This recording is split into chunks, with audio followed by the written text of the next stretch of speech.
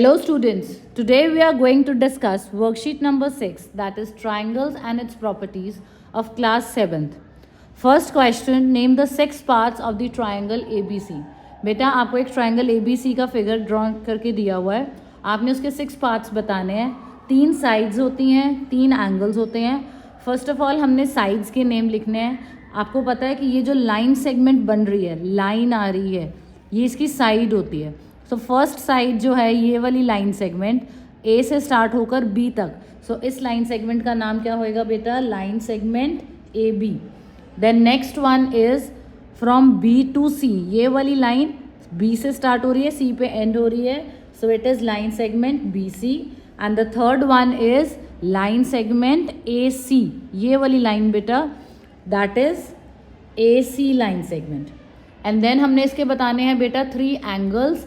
Angles होते हैं बेटा ये एक ए पे बन रहा है, एक बी पे बन रहा है, एक सी पे बन रहा है. यू नो एंगल की डेफिनेशन, जब 2 रेज हम बनाते हैं विद अ कॉमन वर्टेक्स, ठीक है, then they form an angle.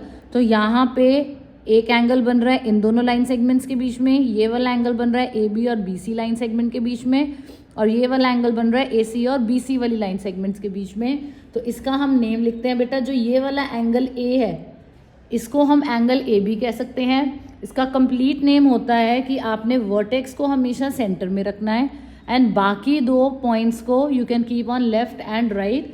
सो इस एंगल का नेम, कंप्लीट नेम होगा angle B A C. Then angle B vertex है तो आपने बी को सेंटर में रखना है फुल नेम में, और you can start with A और you can start with C. Normally हम अल्फ़ाबेटिकली मूव करते हैं लाइक ए बी सी, क्योंकि अल्फ़ाबेटिकली पहले ए आता है, then B, then C, and then last one is angle C, और इसका कंप्लीट नेम है बेटा angle A C B.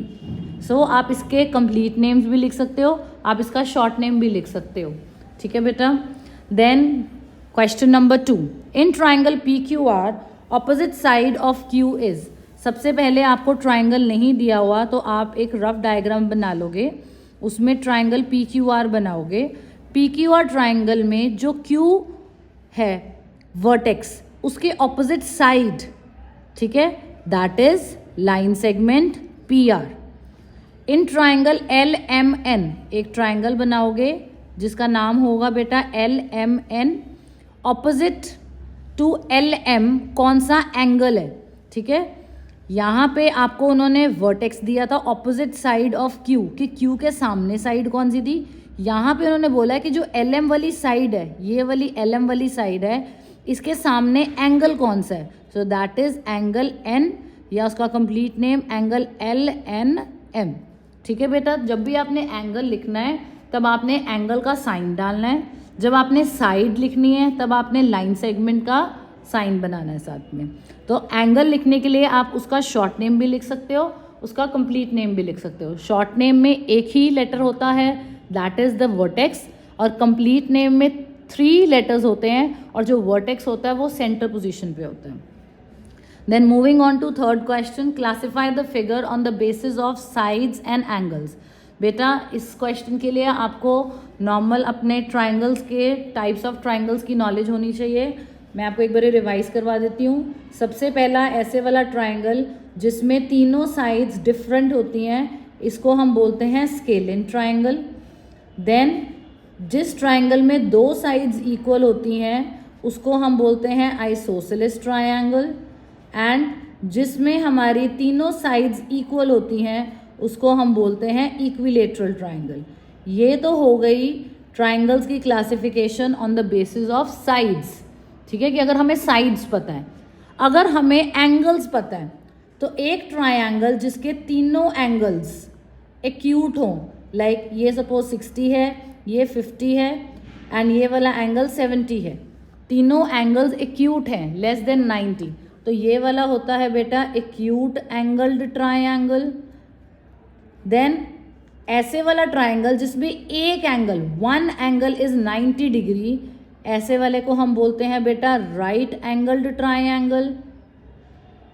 And ऐसे का ट्राइंगल जिसमें एक एंगल ऑब्ट्यूस होता है, दैट इज मोर देन 90, तो इसको हम बोल देते हैं ऑब्ट्यूज एंगल्ड ट्रायंगल। अब इसके बेसिस पे, ये साइड्स के बेसिस पे हैं, ये एंगल्स के बेसिस पे हैं, हमने इन ट्रायंगल्स की क्लासिफिकेशन करनी है। अब देखो इस वाले में सारे एंगल्स जो हैं वो लेस देन 90 है, तो ये एक्यूट एंगल है, और दो साइड्स इक्वल हैं 8 सेंटीमीटर और एक साइड डिफरेंट है, सो this is acute angled isosceles triangle. ठीक है बेटा, acute angle isosceles triangle. Second one देखो, इसमें राइट एंगल बन रहा है, तो राइट एंगल के बेसिस पे और साइड के बेसिस पे। अब आप कहोगे कि मैम हमें ये दो साइड्स पता है 8 एंड 10, थर्ड साइड नहीं पता। यहाँ पे बेटा पाइथागोरस थ्योरम लगा के थर्ड साइड अपने आप निकाल सकते हो। पाइथागोरस थ्योरम होती है hypotenuse square is equal to base square plus perpendicular square. Hypotenuse हो गया 10, बेस मुझे नहीं पता, परपेंडिकुलर मुझे पता है 8, सो 10 का स्क्वायर 100, 8 का स्क्वायर बेटा 64, यहाँ पे 64 प्लस हो रहा है, लेफ्ट पे जाके वो माइनस हो जाएगा, सो 100 में से जब आप 64 को माइनस करोगे यू गेट 36, सो बेस का स्क्वायर इज 36, सो आपकी बेस आ गई 6 सेंटीमीटर। तो अब देखो ये तीनों साइड्स डिफरेंट हैं, वैसे भी आपको पता है जो 6, 8 और 10 होता है वो क्या होता है, पाइथागोरियन ट्रिपलेट। ठीक है, तो जिसको याद है तो उसको ये कैलकुलेशंस करने की ज़रूरत नहीं है, आपको डायरेक्टली पता चल जाएगा। अगर हाइपोटेन्यूज 10 है, बेस और परपेंडिकुलर में से कोई एक साइड 8 है या 6 है तो दूसरी उसके अकॉर्डिंग निकल जाती है, तो 6, 8 एंड 10। तो अब ये कौन सा है बेटा, right angled scalene triangle, because all the three sides are different, right angled scalene triangle। अब ये वाला देखो बेटा थर्ड पार्ट, इसमें दो साइड्स इक्वल हैं तो ये आइसोसेलेस हो गया, एंड ये वाला एंगल जो है that is less than 90, all angles are less than 90, so this is acute angled isosceles triangle, acute angled isosceles triangle। Then last one beta, all angles are acute and all sides are equal, so this is acute angled equilateral triangle। आपने side के basis पे भी बताना है और angles के basis पे भी बताना है। ठीक है, so I hope this question is clear to everyone. This is an important question बेटा, आपको ट्राइंगल्स की टाइप्स पता होनी चाहिए on the basis of sides as well as on the basis of angles. Then moving on to question number 4, ये आपको diagram given है, PQR एक ट्रायंगल है, इसमें आपको दिया हुआ है QD is equal to 3 centimetre. Q से लेकर D तक बेटा, मतलब कि यहाँ से लेकर यहाँ तक आपका कितना है 3 सेंटीमीटर। ट्राइंगल PQR में जो D है वो इसका क्या है, मिड पॉइंट। मिड पॉइंट का मतलब क्या होता है कि अगर मैं आपको ये लाइन सेगमेंट बना दूं और बोलूं कि ये इसका मिड पॉइंट है, सो दैट मीन्स वो साइड को दो इक्वल पार्ट्स में डिवाइड कर रहा है। लाइक अगर ये टोटल 10 सेंटीमीटर है तो ये 5 और 5 है। तो अब अगर ये D मिड पॉइंट है तो जितना QD होगा उतना ही DR होगा, so DR will also be equal to 3 centimetre, so DR is equal to 3 centimetre. अब इस ट्रायंगल में जो PM है बेटा वो नीचे आके 90 डिग्री का एंगल बना रहा है, सो आपको पता है कि PM को हम क्या बोलेंगे, ऑल्टीट्यूड, और जो PD है वो नीचे मिड पॉइंट बना रहा है, तो जो मिड पॉइंट बनाता है उसको हम बोलते हैं मीडियन। सो PD मीडियन है और PM ऑल्टीट्यूड है। Then next question number 5, an exterior angle of a triangle is equal to the sum of two interior opposite angles। बेटा ये प्रॉपर्टी है आपकी exterior angle property, and this is a very important property and you have to learn this property to do the proof of your question। आपके पास एक triangle है जिसमें आपको exterior angle x find करना है और आपको दो इंटीरियर एंगल्स दिए हैं। बेटा जब एक ट्राइंगल की बात करते हैं, हमने फर्स्ट क्वेश्चन किया था जिसमें मैंने आपको कहा था कि एक ट्राइंगल में 3 एंगल्स बनते हैं अंदर, उनको इंटीरियर एंगल्स बोलते हैं। तो इसमें भी 3 एंगल्स बन रहे हैं, वो इंटीरियर एंगल जो एक्सटीरियर एंगल के साथ लग रहा है आपने वो वाला नहीं लेना, आपने बाकी दोनों लेने हैं। सो इंटीरियर ऑपोजिट एंगल्स कहते हैं। So according to this property exterior angle x is equal to sum of two interior opposite angles, that is 70 degree plus 50 degree. So आपके पास x का आंसर आ जाएगा बेटा directly 120 degree. Then similarly second one, अब आपको exterior angle पता है, ये वाले दो इंटीरियर एंगल्स लेने हैं, x फाइंड करना है, एंड आपको पता है कि this is the notation for right angle. So exterior angle 125 degree is equal to sum of two interior opposite angles. जब इंटीरियर वाले दोनों को ऐड करते हैं तब हमें एक्सटीरियर एंगल मिलता है. अब आपने बेटा x निकालना है. x को आप राइट हैंड साइड पे रख लोगे. 125 डिग्री में से 90 डिग्री को आप सब्ट्रैक्ट कर दोगे. So that gives you 35 degree as x. So आपके पास x का आंसर आ गया 35 degree. So I hope this first page is clear to everyone. Now we will move to the second page of the worksheet. Question number 6. Using the property that sum of interior angles of a triangle is 180 degree, you have to find the value of x. Again बेटा this is a property and आपने ये property को learn करना है. That is the angle sum property. ठीक है बेटा. तो अब आपको पता है कि एक ट्राइंगल के 3 इंटीरियर एंगल्स होते हैं और तीनों को प्लस करके हमेशा 180 आता है. सो यहाँ पे आपका x है, ये वाला एंगल 50 डिग्री है, सी वाला एंगल 60 डिग्री है, तो तीनों को प्लस करके बेटा 180 डिग्री आएगा. 60 प्लस 50 गिव्स यू 110. सो जब आप 180 में से 110 को सब्ट्रैक्ट करोगे so you get the answer of x as 70 degree. So आपके पास x आ गया 70 degree. Similarly you will apply the formula over here. तीनों एंगल्स हैं, ये 90 डिग्री का नोटेशन होता है. So 90 degree plus 30 degree plus x is equal to 180 degree. So 90 plus 30 gives you 120 degree. So 120 degree x के साथ ऐड हो रहा है, वहाँ पे राइट हैंड साइड पे जाके it will get subtracted. So 180 minus 20 that gives you 60 degree. So x का आंसर आ गया बेटा सेकेंड पार्ट में 60 डिग्री. ठीक है बेटा, it was a very easy question. जब आपने एग्जाम में ये प्रूफ करना है तब आपने ये वाली प्रॉपर्टी साथ में ज़रूर लिखनी है. सो रिमेंबर जब आप पेपर में करोगे क्वेश्चन तो ये वाली थ्योरम साथ में आपने लिखनी है. Then question number 7. Using the property that in isosceles triangle opposite side angle of equal sides are equal. तो ये अगेन एक प्रॉपर्टी है बेटा, इसको भी आपने लर्न करना है. Opposite angles of equal sides are equal मतलब कि आइसोसेलेस ट्राइंगल में जो दो साइड्स इक्वल होती हैं, जो उनके ऑपोजिट एंगल्स होते हैं, आमने सामने वाले एंगल्स, वो भी क्या होते हैं इक्वल. सो इस क्वेश्चन में आपको देख के पता चल रहा है कि ये वाली साइड के सामने ये वाला एंगल है 40 डिग्री और ये वाली साइड के सामने ये वाला एंगल है, तो ये भी इक्वल होंगे. सो सिंपली आपके पास आ गया x is equal to 40. Similarly in this question ये वाला एंगल बेटा इस एंगल के इक्वल आएगा क्योंकि ये वाली साइड और ये वाली साइड इक्वल है. तो ये वाले साइड्स के ऑपोजिट जो एंगल हैं वो ये हैं. सो ये x है, ये x है. अब x कैसे फाइंड करें? अब हम दोबारा से ये वाली प्रॉपर्टी लगाएंगे जो हमने 6 क्वेश्चन में की थी कि तीनों एंगल्स को प्लस करके हमेशा क्या आता है बेटा 180. तो दो एंगल्स x हैं, एक 100 है, तो इन तीनों को प्लस करके आएगा 180 degree by angle sum property of triangle. So x plus x हो गया बेटा 2x. 100 इधर प्लस हो रहा है, राइट हैंड साइड पे जाके वो माइनस हो जाएगा 80 डिग्री. सो 2x, x के साथ 2 मल्टीप्लाई हो रहा है, वहाँ पे जाके बेटा राइट साइड पे वो डिवाइड हो जाएगा. सो x का आंसर आ गया बेटा आपके पास 40 डिग्री. मतलब कि ये एंगल भी 40 डिग्री है, ये वाला एंगल भी 40 डिग्री है और ये वाला 100 है. सो 40 एंड 40 80, 80 एंड 100 इज़ 180. सो आप चेक भी कर सकते हो कि आपका आंसर ठीक है. Then question number 8. Using the Pythagoras theorem. वही पाइथागोरस थ्योरम बेटा जो अभी हमने पहले पीछे वाले क्वेश्चन में भी यूज़ की थी in question number 3 classification of triangles में.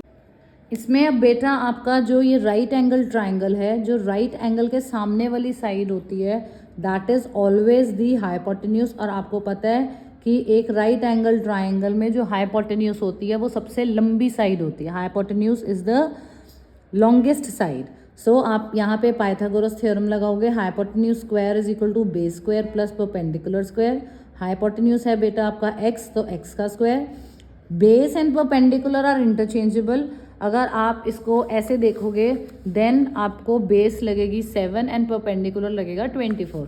अगर आप इसको ऐसे देखोगे देन बेस लगेगी 24 एंड परपेंडिकुलर लगेगा 7। So base and perpendicular are interchangeable. आप जिसको मर्जी बेस मान लो, जिसको मर्जी perpendicular. So 24 square plus 7 square, that is not going to make a change in the answer. 24 का स्क्वायर होता है बेटा 576, 7 का स्क्वायर होता है 49। जब दोनों को ऐड करोगे that gives you 625। So x आ जाएगा बेटा 625 का square root, that is equal to 25 centimetre. ठीक है बेटा। एंड देन सेकेंड पार्ट, आपके पास बेस मिसिंग है, आपको परपेंडिकुलर और हाइपोटेन्यूज पता है। सो ये 90 डिग्री के सामने वाला इज दी हाइपोटेन्यूज। आप हाइपोटेन्यूज को कभी भी चेंज नहीं कर सकते, हाइपोटेन्यूज वही रहेगा, that is the longest side जो 90 डिग्री के सामने है।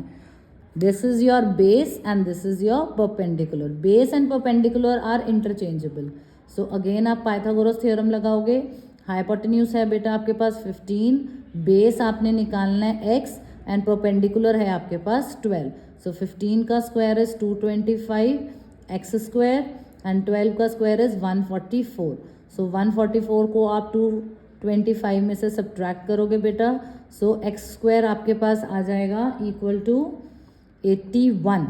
ठीक है बेटा। सो अगर x का स्क्वायर 81 है तो square root of 81 that is equal to 9 metres. अगर सेंटीमीटर्स में होता क्वेश्चन तो सेंटीमीटर्स, अब मीटर्स में है तो you will give the answer in metres. So आपका x का आंसर निकल गया 9 मीटर्स। सो आपका पाइथागोरियन ट्रिपलेट क्या बना बेटा 9, 12 एंड 15। ठीक है स्टूडेंट्स। और यहाँ पे पाइथागोरियन ट्रिपलेट आपका क्या बना, that is 7, 24 and 25। Pythagorean triplet होता है 3 नंबर्स जिसके ऊपर आप पाइथागोरस थ्योरम लगा सकते हो। The biggest number is the hypotenuse and base and perpendicular, आप इन दोनों में से जिसको मर्जी b मान लो और जिसको मर्जी p। ठीक है बेटा। Then moving on to question number 9, is any such triangle possible whose 2 angles are right angle. बेटा एक ट्राइंगल में आपको पता है कि 3 एंगल्स हैं, अगर 2 ही एंगल्स 90 डिग्री हो गए तो उनको प्लस करके 180 बन गया, तो थर्ड एंगल के लिए तो कोई मेजरमेंट ही नहीं रहेगी। So no such triangle is possible जिसमें 2 एंगल्स राइट हों। So it is not possible. ठीक है, क्योंकि अगर 2 90 हो गए तो दोनों को प्लस करके 180 बन गया और तीनों एंगल्स को प्लस करके 180 बनना चाहिए था, तो थर्ड एंगल के लिए तो कुछ बचा ही नहीं। सो it is not possible. Third angle अगर हम कुछ भी देंगे, सपोज 10 या 20, तो वो 180 में प्लस करेंगे तो वो 200 बन जाएगा। दैट इज़ नॉट पॉसिबल, क्योंकि ये एक यूनिवर्सल आपके पास है प्रॉपर्टी कि ट्रायंगल के तीनों एंगल्स को प्लस करके हमेशा only and only you get 180। ना आपके पास 179 आएगा ना 181। So it is only 180। Okay, is any such triangle possible whose 2 angles are acute. Yes, अभी आपने यहाँ पे ये देखो ये क्वेश्चन किया था जिसमें आपके एंगल्स निकल रहे थे 50, 60 और ये वाला निकला था आपका 70 डिग्री। ठीक है, तो तीनों ही एंगल्स एक्यूट थे। So yes it is possible. Is any triangle possible whose all angles are of measure 60 degree. Let's see. तो ये 60 है, ये भी 60 डिग्री, तीनों एंगल्स ही बेटा 60 डिग्री हैं, तो इनको प्लस करके देखो 60 and 60 120 and 120 and 60 that gives you 180। So yes, ऐसे का ट्राइंगल पॉसिबल है। और ऐसे का ट्राइंगल जिसमें तीनों एंगल 60 डिग्री होते हैं बेटा, उसमें तीनों साइड्स भी इक्वल होती हैं, और this type of triangle is known as equilateral triangle. All angles are 60 degree and all sides की length measurement is same. Then when all angles are less than 60, all angles are less than 60, for example तीनों ही angles 59, 59, 59 है, तीनों को 60 से कम लेना है, तो तीनों को जब आप प्लस करोगे देन यू विल गेट 177। ठीक है बेटा। सो that is again not possible, क्योंकि तीनों एंगल्स को प्लस करके हमेशा क्या आना चाहिए 180। So all angles less than 60 it is not possible. ठीक है बेटा। Then moving on to the last question, you have to match the following. इसमें आपके पास पहला दिया हुआ है ट्राइंगल जिसकी साइड्स हैं 6, 7 and 8। So all the 3 sides are different. सो जब आपके पास तीनों साइड्स डिफरेंट होती हैं, so that is a scalene triangle, so it will go to C part. Then 9, 10, 9, दो साइड्स इक्वल हैं, third one is different, so this is an isosceles triangle. Third one, all the three sides are equal, so this is an equilateral triangle जिसमें all three sides are equal. Next 35, 55, 90, एक right angle आ गया बेटा, so it is a right angled triangle. Then this one 100, 55, 25, one angle is more than 90, that is obtuse angled triangle. And then last one 30, 70, 80, all angles are less than 90, so it is an acute angle triangle. आपने हमेशा ये याद रखना है बेटा, जब right angled और obtuse angle triangle है तब एक एंगल राइट होता है और एक ही ऑब्ट्यूज होता है, ठीक है. पर एक्यूट एंगल ट्राइंगल में ऑल एंगल्स आर एक्यूट, ठीक है बेटा. So I hope this worksheet is clear to everyone. All of you please complete your worksheet and have a good day. Thank you.